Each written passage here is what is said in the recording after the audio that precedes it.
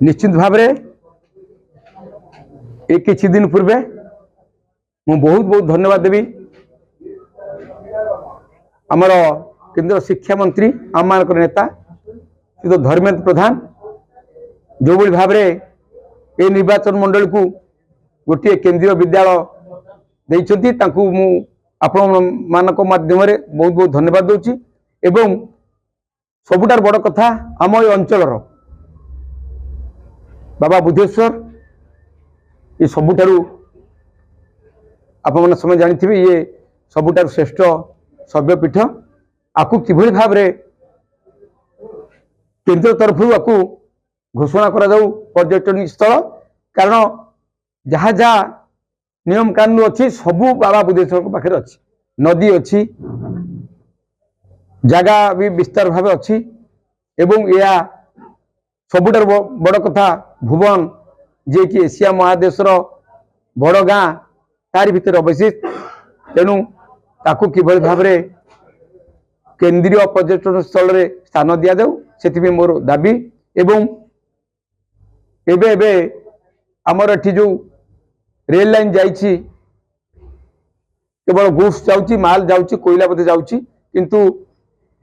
मु भाबुछि जेहेतु ढेंकानाल जाजपुर इटू 50-50 किलोमीटर तालचेरी भी 70 किलोमीटर एठी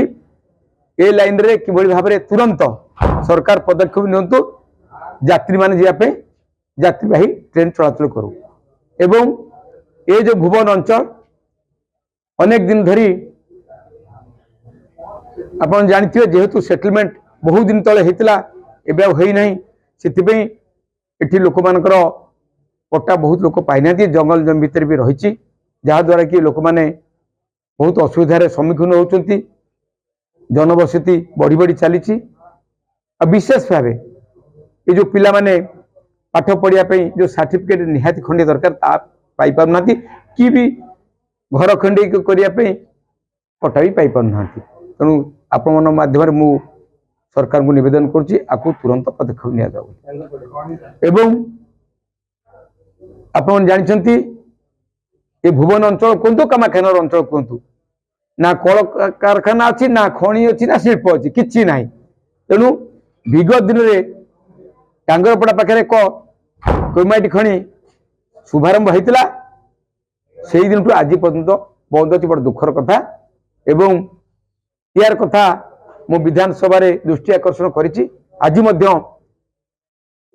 से कम किभली त्वरान्वित हम आपण माध्यम मु सरकार निवेदन करुच्ची अनुरोध करुच्ची दाबी करुच्ची जे से खंडी तुरंत खोला जाऊ।